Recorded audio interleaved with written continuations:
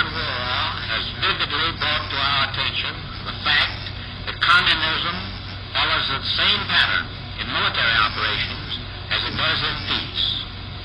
Ignoring of individual human rights, torture, mass executions of innocent people, and a complete disregard of the rules of civilized warfare.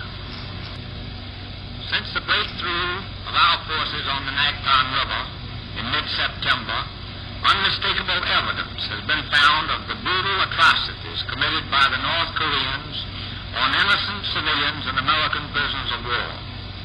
These atrocities are too gruesome to mention. They are difficult for a civilized and democratic people to realize.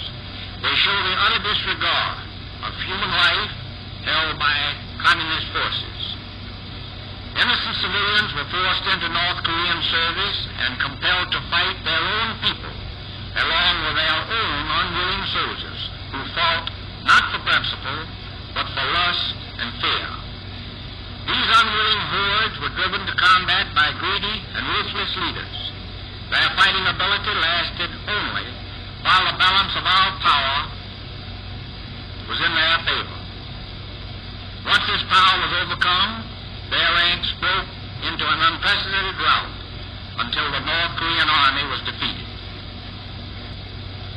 All of this is in contrast to our high regard for human rights and life and democratic ideals for which we are fighting. In the handling of North Korean prisoners of war, the United Nations affords them the rights they are due under the provisions of the Geneva Convention.